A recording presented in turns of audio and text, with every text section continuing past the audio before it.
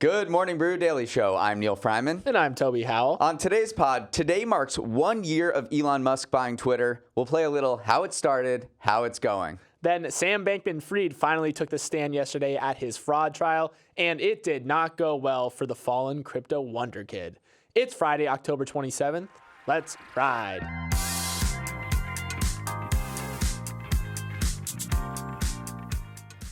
Okay, so Halloween festivities officially kick off tonight. I hope you all have your costumes picked out because I sure don't. And that's not on you, MBD listeners. Earlier in the week, we asked you for costume recs, and you sent a bunch in. Some of the responses I want to highlight. Lauren said I should go as Britney from the Toxic music video, because why the heck not? A bunch of people said Toby and I should go as hair and makeup or each other. Another said we should be funnier. Noted. Some ideas the newsletter writers were kicking around yesterday that might give people some last-minute inspiration. There was Howie Mandel's from Deal or No Deal. Could be a good group costume, too. All you need is a bunch of briefcases. A couple's costume of New York City's Rat Czar and Splinter from Teenage Mutant Ninja Turtles. I like that one. Little Caesars, the pizza chain. You dress up in a toga, but hand out pizza. It's for all the short kings. And then finally, the ghost of Twitter. I liked all of them. I feel like you glossed over the best one ever, though, is when we put out a poll on Instagram saying, what should we be for Halloween? And someone just wrote funnier, which is by far the greatest diss we've ever had on the show. So unbelievable suggestions. We're working on it. I know. Thank you, everyone. And we actually do have our Halloween costumes picked out for our show on Tuesday. So we're not going to tell you which ones we picked, but they are good. All right, before we jump into the news, we want to give a quick shout out to our sponsor, Yahoo Finance. Neil, I figured out one additional reason why I think Yahoo Finance is trusted by over 150 million visitors globally each month. Is it because we advertise it at the beginning of literally every show? Well, yes, but also since it's a one-stop shop for everything from breaking news to real-time market data, you don't have to open as many tabs to check in on the market. I see where you're going with this. So you're saying if I use Yahoo Finance, it will help with that fan thingy my computer does when it's working too hard. Exactly. Save some of that RAM for more important stuff like writing funnier hair and makeup jokes. Okay. Head to finance.yahoo.com to check it out or download the Yahoo Finance mobile app to get it directly on your phone. Okay, for our first story, we've hinted at it several times in the past few weeks, but yesterday we got confirmation. The U.S. economy is ripping, booming, soaring, flying, however you want to describe it. The Commerce Department released numbers for gross domestic product, which is the measure of all the goods and services produced in the U.S., and it showed the economy grew at a 4.9% annualized rate in the third quarter. That is a massive number. It was more than double expectations and the biggest quarterly GDP gain since the U.S. was coming out of the pandemic recession in late 2021. The reason? Taylor Swift, Beyonce, and Barbenheimer. And I'm only half kidding. Consumer spending drove nearly half of all the growth as Americans shelled out for concert tickets, vacation, merch, and other experiences and goods over the summer. Business inventories and government spending also helped push that GDP number higher. But the main takeaway here is that spiking interest rates have done little to slow the American consumer's roll. And when you take a step back and look at the long-term trend of U.S. economic growth, the COVID dip now looks like someone made a chart mistake because we are 100% back to pre-COVID growth trajectory, if not doing even better. I can't put it better than economist Justin Wolfers, who wrote on Twitter, if you had fallen asleep in January 2020 and slept through the pandemic and you woke up this morning, you would ask the first person you saw what good news you had missed because the economy today looks stronger than you had anticipated before nodding off. Yeah, that long-term trend line stat is absolutely incredible because I don't think anyone expected us. And when I say I don't think anyone, truly every single economist was reporting that there was a 100% chance of recession in the coming months. But here we are, consumers just put the economy on their back. We've been talking about this for a long time now, so it was nice to see it in the GDP data actually reflected as one of the biggest jumps in GDP that we've seen over the last couple years or so. So I do think the big picture is that even though that there's all this instability going forward, this spending that has propelled the economy forward has just been an incredible lift to everything. And yeah, 68% of GDP in Q3 came from the consumer. Just amazing numbers. So I want to talk about a little bit of American exceptionalism for all the America people listening to this. We are crushing the rest of the world. This is just numbers. So compared to our peer countries like Japan, Canada, Italy, Germany, France, UK, our GDP change from Q4 2019 to Q2 2023. We're literally crushing the rest of the world. I'm not making this up. The GDP change from 2019 till now in the United States is 6.1%. The next closest one is Canada at 3.5%. Japan's at 3%. The Euro area is at 2.5%. Germany's just at 0.2%. So America, when you look at all of the world's COVID responses, you have to look at the United States and say, I mean, in terms of economic response, right? The pandemic policies that the government put in place were far more successful than other peer countries. Yeah, the numbers just clearly speak to that. Although, so you mentioned Barbenheimer and Taylor Swift and everyone, but it was interesting to see the data between goods and services. And so spending for the consumer was actually pretty evenly split between the two, services being these experiences that you are talking about.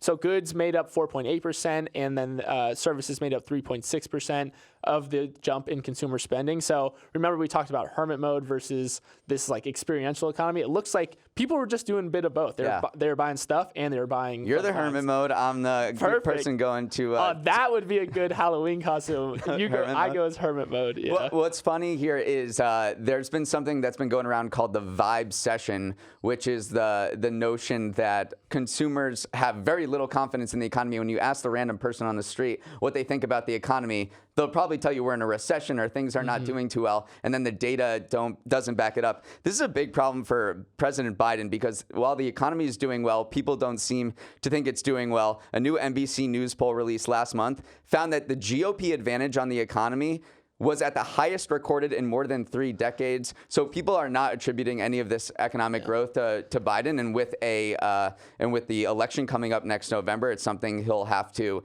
tout and kind of broadcast the fact that the economy is doing well. Yeah, change the narrative. All right, Neil, let's move on. It finally happened yesterday. Sam Bankman-Fried, the disgraced founder of FTX, testified at his fraud trial, but under some slightly bizarre circumstances. There was no jury present. Judge Lewis Kaplan said he couldn't decide yet whether elements of the testimony would be relevant in court without first hearing it himself. So he sent everyone home, effectively turning yesterday's testimony into a bit of a practice run of sorts for SBF. And Neil, he certainly needed it. SBF tried to paint a picture of an FTX where the blame could be spread around the C-suite, calling out Chief Regulatory Officer David Friedberg, FTX President Brett Harrison, and his general counsel at various times. However, not much hard evidence was produced to show that the buck stopped with anyone other than himself. Remember, the core of the prosecutor's case is that SBF took customer deposits and improperly used them to pay off debts and fund investments. And SBF's goal is to show that he wasn't the only one making those decisions. Neil, he takes the stand again today, but I'm not sure anything he said yesterday helped his cause in any way. It seems like this was a dress rehearsal, and it seemed like he needed it. What we saw from SBF and his defense was this blame the lawyer defense. You and I are very good at blaming hair and makeup for everything. SBF wants to blame the lawyers for everything. He said that what you talked about, the main prosecution case, which is that he used Alameda as his personal piggy bank. He said that was under the terms of service that his lawyer wrote, and which he said he skimmed. So he had a general familiarity with the terms of service. That is a crazy part of the trial, but also one of the big takeaways too was just how kind of nervous and fidgety he was. He was extremely evasive in answering a lot of questions, and he said he did not recall multiple pieces of information. At one point, the judge basically said, "You got to answer these questions. You're answering them in a very weird way. Like, please provide direct answers." So he was definitely trying to play the blame game, but when you play the blame game, you got to come with receipts. And it looks like the prosecution has more receipts than SBF does at this point. So yeah, right now it's not looking good for him. So this is a risky play to have SBF testify at his own trial. It is rare for defendants to take the stand themselves, but it's not so uncommon in white-collar criminal fraud cases. Elizabeth Holmes of Theranos infamy took the stand for her trial a few years ago. And then also the former heads of Enron, Ken Lay and Jeff Skilling, took the stand. it did not work out for either of them. I was about to say. Meanwhile, more recently, Donald Trump over his civil fraud case also testified this week. So it's a thing when you're kind of in that desperation mode just to hear from the defendant themselves. But we'll see what happens today. I think SBF's going back on the stand today, and we'll see whether there's an actual jury present. Yeah. Toby, today marks 1 year since Elon Musk bought Twitter. Well, I should say forced to buy Twitter. Remember, he fiercely tried to back out of his purchase for $44 billion, but Twitter sued him to make the deal go through. The 365 days since have been tumultuous, as we've talked about many times on this podcast. Musk got rid of most of Twitter's staff, reducing headcount from nearly 8,000 employees to 1,500 currently. It's not even named Twitter anymore after Musk controversially ditched the iconic bird branding in favor of X, his favorite letter, and a sign of his intent to turn this social media site into an everything app. He's gutted safety teams, watched advertisers flee the platform, hired a CEO, Linda Yaccarino, launched new features to allow creators to monetize their audiences, turned blue check verification into a pay-for-play model that costs $8, hosted Ron DeSantis' presidential campaign launch. I could go on, but I'll stop there. Toby, what stands out to you from Musk's first year at the helm of one of the most influential social media platforms? I mean, just some of these stats that we're seeing comparing before he bought it to after. Global app downloads fell 38% from October 2022 to September 2023. Monthly active users are down 14.8%. Sensor Tower reported that users spend an average of 2% less time on X, even though Apptopia found that active users actually have jumped a little bit in their time spent on the app. U.S. ad revenue has dropped 60%. That's by admission of Musk himself. And then also web traffic was down 7% globally and 11.6% in the U.S. So again, if you just look, if you want the broad report card, a lot of things are going down. Significant percentages. Right. Elon Musk is a very polarizing figure, and any debate over his moves at X are fraught with controversy, and people just say you're either being an Elon homer or you're being an Elon hater. But say I handed you these data, and I said, this is a social media app 1 year after new management took over.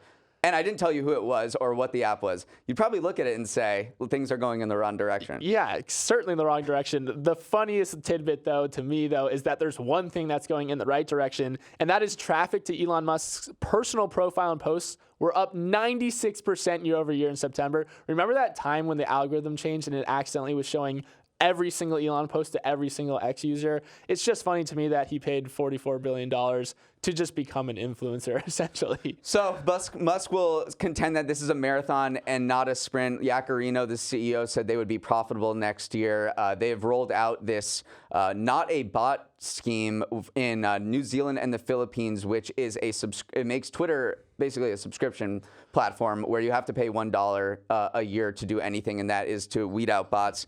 To me, the worst decision was this $8 verification thing to be verified, because now the blue checks, which used to be journalists and people who were prominent people that would prevent people like you and me, people like you and me, no, smarter people than us, would, their posts would be amplified. Now the posts that are amplified are just any random person that pays $8 a month, and that just makes your platform so much worse. It makes the content worse, and it drives people to leave the platform. Yeah. But speaking of the rivals, there were many calls during this 1 year period that Twitter is dying. No one's going to be on Twitter anymore. This site is going to implode. We're all going to go to Blue Sky and Mastodon and these other rival apps. That really has not panned out. I think the biggest threat is Threads, which Zuckerberg said, this is from Meta, Zuckerberg said that they had nearly 100 million users in its quarterly earnings call earlier this week. That seems to be the biggest threat yet. So I think over the next few months, we'll see the Threads X dynamic play out. Oh, absolutely. But X, man, it's a cockroach. It's tough to kill. Yeah. The reports of its demise were greatly exaggerated. All right, before we get caught in an X hole for the rest of the show, we're going to pause there and take a quick break. It's Friday, so it's time for our Stock of the Week, Dog of the Week segment, where we look at one stock that is really into pumpkin carving and one stock that thinks it's way too cool for a little Halloween merriment.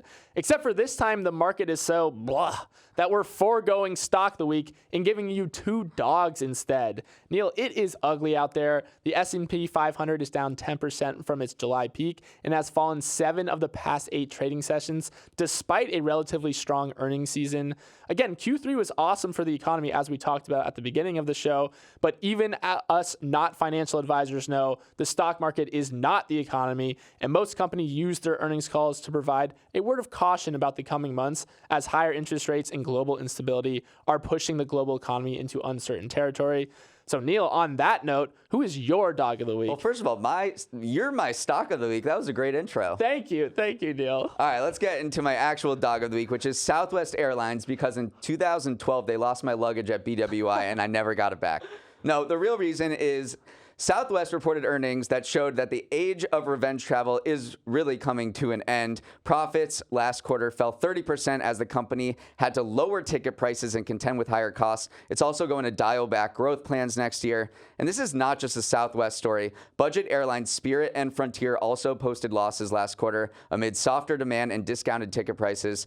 The blessing and the curse of these companies is that they serve the U.S. market, not international. So when everyone was zipping around to Jackson Hole, Joshua Tree in Miami during the past few years, they were killing it. But with business travel not back yet and more Americans getting sick of America and traveling overseas, these budget airlines are hurting. The whole sector is under pressure, obviously, said Southwest CEO Robert Jordan. Yeah, I actually was digging into the stats of why it's under so much pressure, and one of the indicators is that load factor is down, which is the percentage of seats it was able to sell on a given flight. So that fell to 80% for Southwest in the third quarter, down from 85% the previous year. And then Spirit's load factor also dropped. It is definitely indicative of kind of the travel boom coming to a close. And even though it might not, we didn't see it maybe in Q3, it's Q4 and onwards at these companies. But just domestic, because Delta looked at these other earnings reports and was like, I don't know what you guys have problems with. You know, plenty of people are flying on Delta, and that's because they have so many international routes. Yeah. Okay, my dog of the week is Whirlpool. Shares dropped as much as 17% yesterday after it gave a less than stellar outlook for the coming months.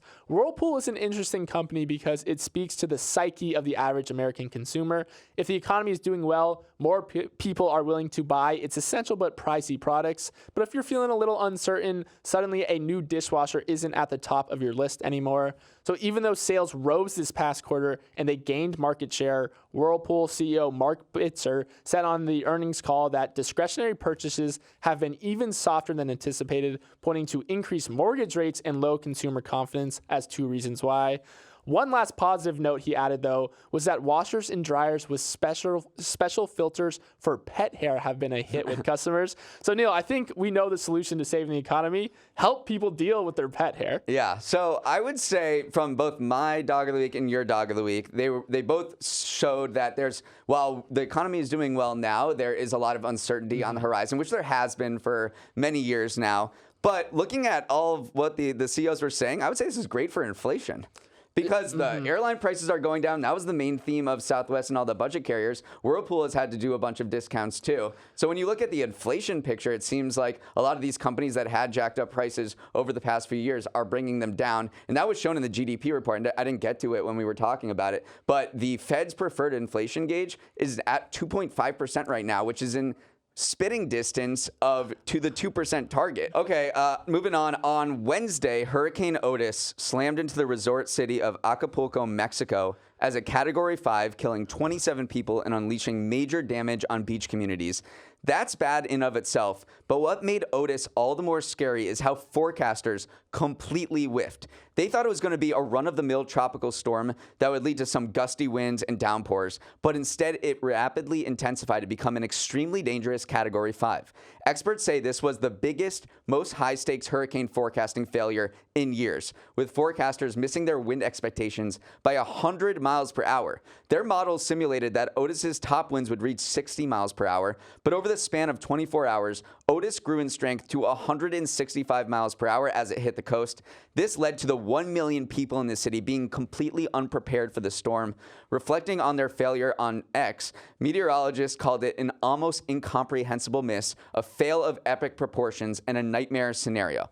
So this will lead to a lot of soul searching for the forecasting industry, which clearly does not have the tools right now to predict the trajectory of storms like Otis. Thanks in part to climate change and warmer water temperatures, rapidly intensifying storms like Otis are becoming more frequent, and they present a big challenge for meteorologists to figure out new ways to track storms. Yeah, rapid intensification is pretty much the worst thing possible, especially if it happens just before landfall, because it just doesn't give anyone any time to react. So this is exactly what we saw here. Imagine expecting a tropical storm and instead getting a literal Category 5 hurricane. And so that's why it caused so much destruction. There's also, they are making inroads into how do we fix this problem, because computer models have their limitations. They don't actually know what's happening on the inside of these hurricanes. So sail drones is this new thing that scientists have been using, which are these boats that kind of look like sailboats, but they're kind of big too. 23 feet, 33 feet, or 65 feet long are the various sizes of them. And basically what they do is sail into the hurricane, and they can get information from both above and below the water to just see what's actually happening inside these storms and give scientists and forecasters a better chance to predict where these storms are going. There is an increasing number of rapidly intensifying storms, which is the official definition of that is a gain in strength of 35 miles per hour and 35 miles per hour in 24 hours. 6 storms in 2020 rapidly intensified, and so scientists and climate researchers say that with warmer temperatures, we've seen record water temperatures across the Atlantic and the Pacific this year. That is fuel for hurricanes, and so we should expect a lot more rapid intensification. Hurricanes that look like Category 1s or tropical storms, all of a sudden you go to sleep and you wake up and they're Category 4 and 5,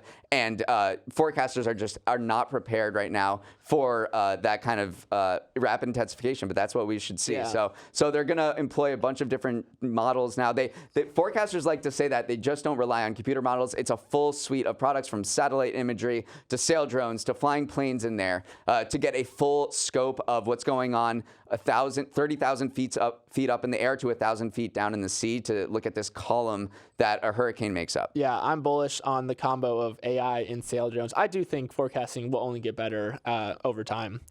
All right, Neil, to finish off this week of shows, I want to talk about something called the Zoom wave. It's that little moment right before a virtual meeting ends where it just feels wrong to hang up on your colleagues. So you do this half-hearted wave thing to signal that, yes, I am still a part of society and adhere to whatever weird social norms govern this interstitial space. But why the heck do we actually wave, and why has it persisted past the pandemic? The Atlantic did a deep dive on it and found that since video calls strips away so much of the nuanced body language that humans rely on to communicate with each other, we've substituted these larger, more stylized movements like our curt little waves to convey additional information. You know those little emojis you can put on screen, like thumbs up or a heart on a Zoom or a Google Meets call? Well, when we do our waves, we're essentially becoming sentient emojis ourselves, the article says.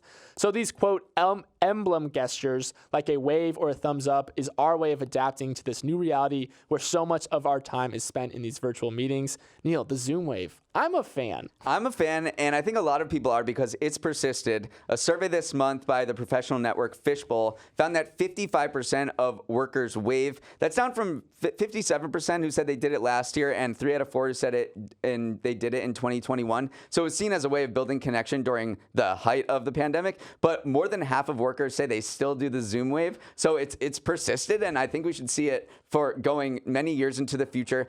I do it. I think a lot of people do it subconsciously. Am I thinking as the person's wrapping up the meeting, like, yeah, I think I'm going to wave now? No, it's just a reflexive thing. And one of the most convincing arguments that I saw for the persistence of the Zoom wave is that you have to exaggerate your movements on video calls, because when we're talking right now, I'm making all of these nonverbal gestures that helps you pick up like when I'm about to end my sentence.